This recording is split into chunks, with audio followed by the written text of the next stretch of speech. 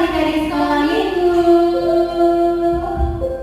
Ketemu lagi nih adik-adik di ibadah sekolah minggu GKPI Imamah Bali. Hari ini ada Kak Anita, halo adik-adik, ada Bang Yosef, ada Kak Deborah. Adik-adik, sebelum kita memuji nama Tuhan, mari kita bersaat teduh semuanya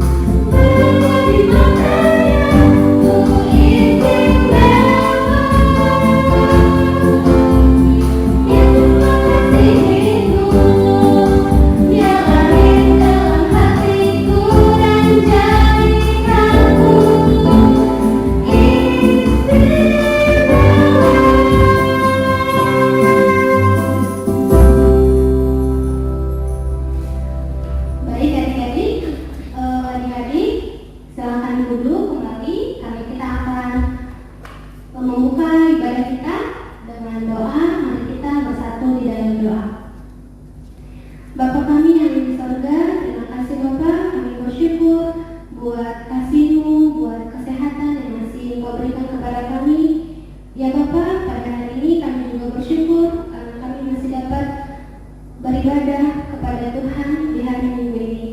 Bapa dalam surga, kami juga menyerahkan semua ibadah kami, puji-pujian yang kami panjatkan kepadamu, biar kiranya itu menjadi kemuliaan bagi nama Tuhan. Bapa, kami juga berdoa buat kakak sekolah minggu yang nantinya akan menyampaikan firman Tuhan, kiranya Kau berkati kakak sekolah minggu kami agar dia dapat menyampaikan firman Tuhan dengan sesuai dengan kehendak-Mu, sehingga kami dapat mengerti, dapat juga melakukannya di dalam kehidupan kami sehari-hari. Bapa dalam surga, seluruh ibadah kami hanya kami serahkan ke dalam tangan-Mu. Ampuni kami akan segala dosa-dosa kami, agar kami lebih layak lagi disebut sebagai anak-anak Tuhan. Hanya di dalam nama Anak-Mu, Tuhan Yesus Kristus, kami berdoa dan bersyukur. Amin. Masih semangat adik-adik ini? Masih dong Kak? Iya. Nah, kita kembali memuji Tuhan. Mari adik-adik bangkit berdiri. Bangkit berdiri lagi, kita nyanyikan lagu pujian yang ketiga.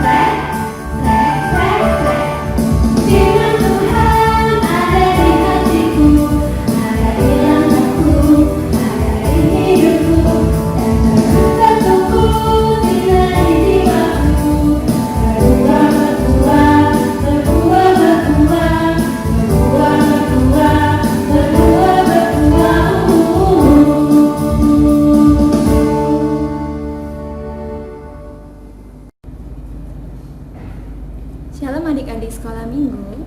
Sebelum kita mendengarkan firman Tuhan, mari kita siapkan Alkitabnya. Adik-adik buka dulu Alkitabnya. Kita membuka kitab 2 Timotius 4, ayatnya yang pertama sampai dengan ayatnya yang ke-8. Sekali lagi 2 Timotius 4, ayatnya yang pertama sampai dengan ayatnya yang ke-8. Baik, ditaruh dulu ya adik-adik Alkitabnya. Mari kita lipat tangan, tutup mata, mari kita satu di dalam doa. Tuhan Yesus yang baik, terima kasih ya Bapa bahwa kami anak-anak-Mu, anak sekolah minggu boleh kembali berkumpul di rumah kami masing-masing untuk mendengarkan sebagian dari firman-Mu. Sebelum kami anak-anak-Mu mendengarkan firman-Mu Tuhan, Engkau urapi kami ya Bapa agar kami dapat memahami isi dari firman-Mu. Engkau juga memberkati kakak sekolah minggu yang akan memberitakan firman-Mu Tuhan. Engkau berkati dari awal pertengahan firman-Mu, kiranya semuanya boleh berjalan dengan lancar. Terima kasih ya Tuhan Yesus, kami mengucap syukur dan berdoa. Amin. Nah adik-adik, mari kita baca Alkitabnya. 2 Timotius 4 ayat pertama sampai dengan ayatnya yang ke-8. Penuhilah panggilan pelayananmu di hadapan Allah dan Kristus Yesus yang akan menghakimi orang yang hidup dan yang mati. Aku berpesan dengan sungguh-sungguh kepadamu demi pernyataannya dan demi kerajaannya. Beritakanlah firman, siap sedialah baik atau tidak baik waktunya. Nyatakanlah apa yang salah, tegurlah dan nasihatilah dengan segala kebenaran dan pengajaran. Karena akan datang waktunya, orang tidak dapat lagi menerima ajaran sehat, tetapi mereka akan mengumpulkan guru-guru menurut kehendaknya untuk memuaskan keinginan telinganya. Mereka akan memalingkan telinganya dari kebenaran dan membukanya bagi dongeng. Tetapi kuasailah dirimu dalam segala hal, sabarlah menderita, lakukanlah pekerjaan pemberita Injil, dan tunaikanlah tugas pelayananmu. Mengenai diriku, darahku sudah mulai dicurahkan sebagai persembahan, dan saat kematianku sudah dekat. Aku telah mengakhiri pertandingan yang baik, aku telah mencapai garis akhir, dan aku telah memelihara iman. Sekarang telah tersedia bagiku mahkota kebenaran yang akan dikaruniakan kepadaku oleh Tuhan, Hakim yang adil pada harinya. Tetapi bukan hanya kepadaku, melainkan juga kepada semua orang yang merindukan kedatangannya. Baik adik-adik, sekian pembacaan Alkitab kita, cerita firman sekolah minggu kita pada hari ini.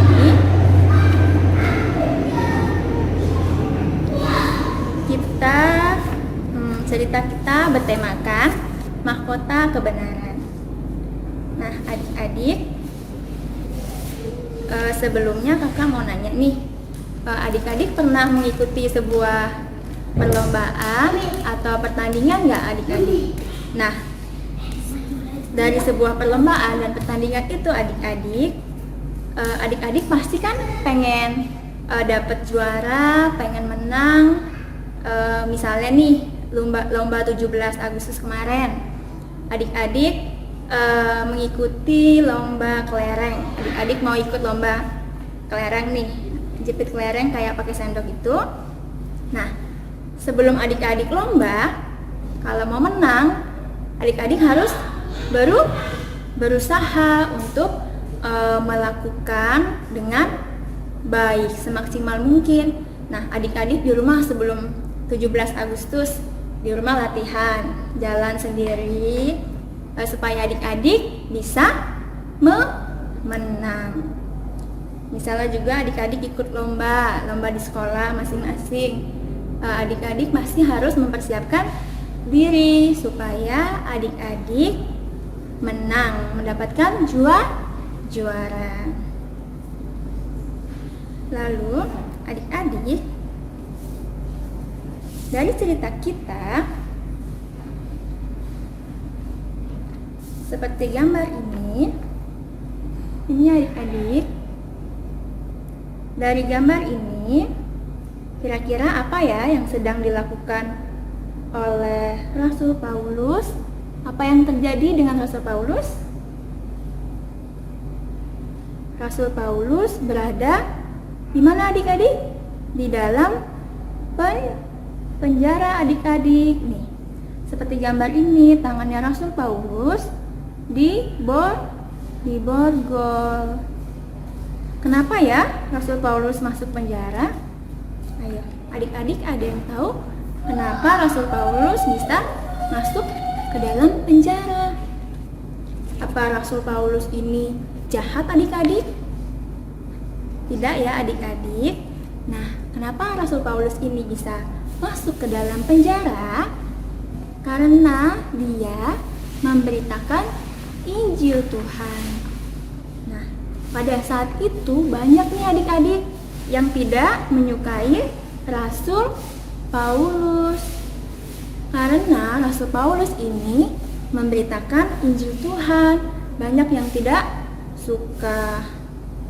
Banyak yang tidak percaya sama Tuhan, makanya dia tidak menyukai Rasul Paulus, sehingga mereka yang tidak menyukai Rasul Paulus, dia mempunyai rencana yang tidak baik, adalah memasukkan Rasul Paulus ke dalam penjara. Lalu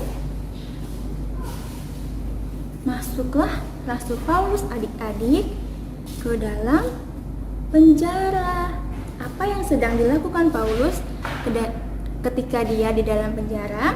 Apakah dia menyerah untuk memberitakan firman Tuhan, memberitakan Injil Tuhan? Apakah dia diam saja? Tentu tidak ya adik-adik. Rasul Paulus ketika di penjara, dia tidak diam saja adik-adik.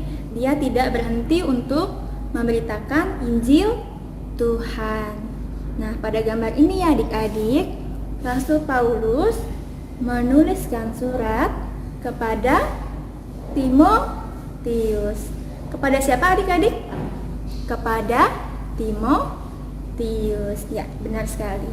Rasul Paulus menuliskan surat kepada Timotius yang berpesan isinya agar Timotius tidak patah semangat untuk memberitakan Injil Tuhan, agar tidak menyerah adik-adik. Nah, Timotius belajar dari kisahnya Rasul Paulus. Rasul Paulus saja yang ketika dia sedang kesusahan di dalam penjara sendirian, dihakimi oleh orang banyak, tetapi dia tidak patah semangat untuk memberitakan Injil Tuhan.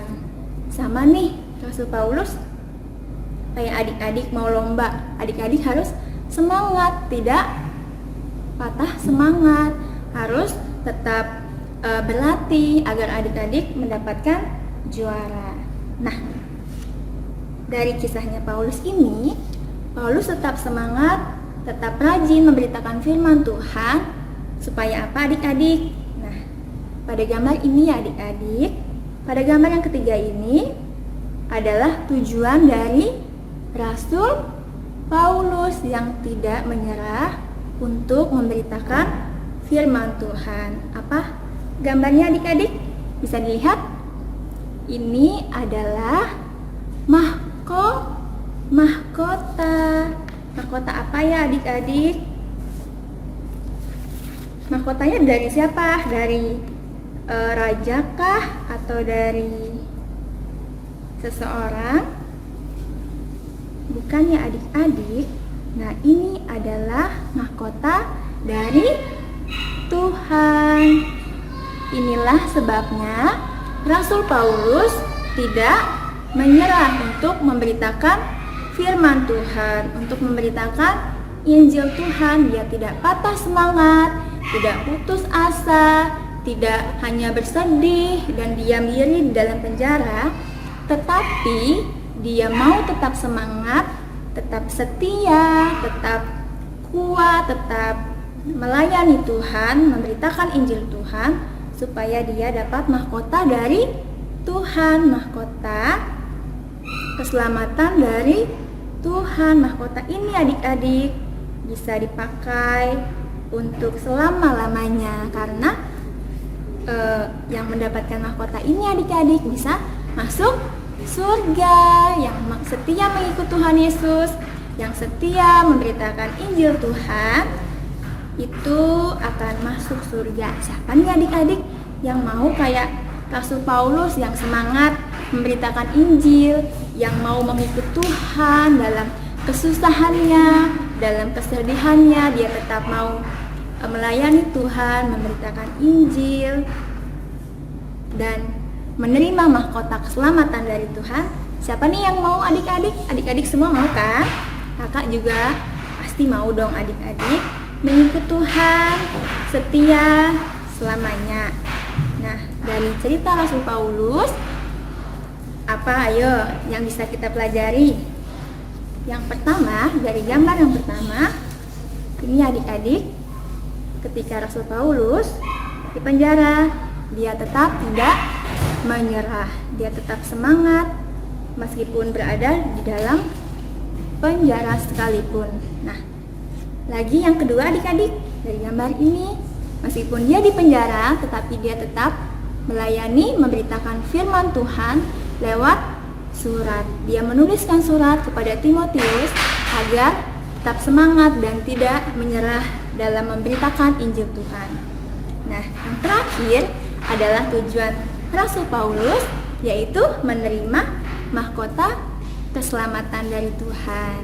Nah, itu ya adik-adik yang kita dapat pelajari dari kisahnya Rasul Paulus. Semoga kakak dan adik-adik mau seperti Rasul Paulus, tetap setia, tetap kuat, tetap semangat untuk menerima mahkota keselamatan, tetap melayani Tuhan bagaimanapun keadaan adik-adik dan kakak. Meskipun kita senang, sedih, kita tetap setia melayani Tuhan. Baik adik-adik, sekian firman sekolah minggu pada hari ini. Pada hari ini, mari kita tutup dengan doa, lipat tangannya dan tutup matanya. Mari kita satu di dalam doa. Tuhan Yesus yang baik, terima kasih ya Bapa buat kesempatan pada minggu ini ya Bapa. Kami anak-anak-Mu boleh mendengarkan firman-Mu Tuhan. Kiranya kami boleh belajar dari kisahnya Rasul Paulus ya Bapa. Kami boleh tetap setia, tetap semangat memberitakan Injil firman Tuhan. Walaupun kami dalam keadaan susah maupun senang ya Bapa, kami tetap setia melayani Engkau. Terima kasih ya Bapa buat firman-Mu. Berkati ibadah sekolah minggu kami yang akan kami lanjutkan. Kami serahkan semuanya ke dalam tangan pengasihan-Mu. Terpujilah nama-Mu Tuhan dulu, sekarang, dan sampai selama-lamanya. Amin. Baik adik-adik, tadi kan kita sudah mendengarkan firman Tuhan.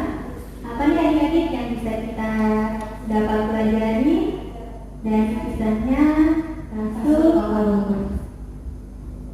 Ya, jadi kita harus meniru sifat Rasul Paulus yang tetap semangat meskipun dia sedang berada di penjara, tapi dia tetap mau memberitakan firman Tuhan melalui surat yang dikirimkan kepada Timotius. Oke adik-adik, kita lanjut bernyanyi lagi, lanjut untuk memuji nama Tuhan. Adik-adik boleh bangkit berdiri lagi supaya kita semakin semangat untuk bernyanyi. Kita nyanyikan lagu Jalan Selesai.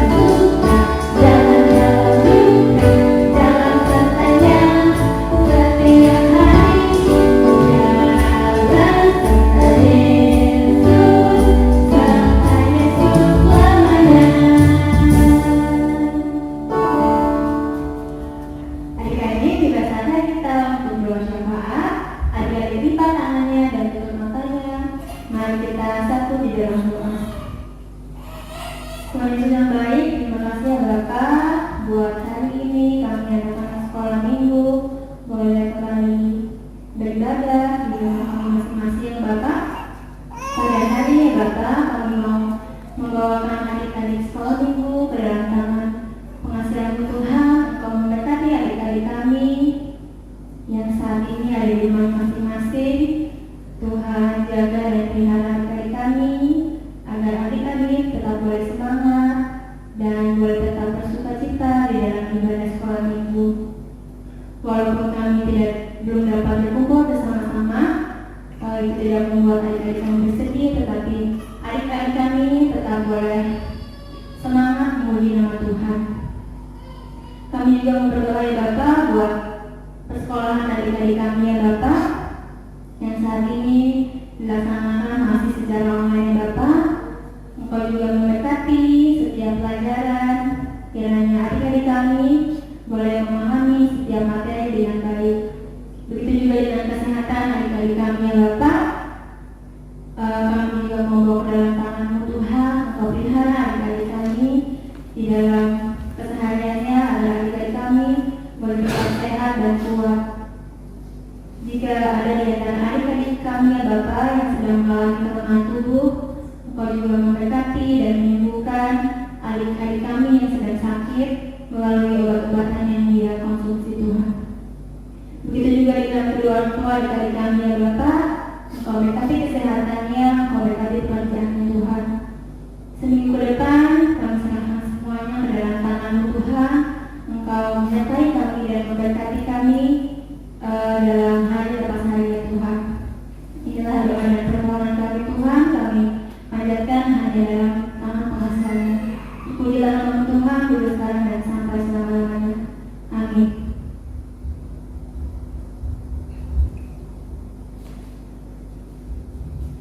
Baik adik-adik, sekarang tiba saatnya kita untuk mengumpulkan persembahan kita. Adik-adik siapkan persembahannya. Ayat persembahan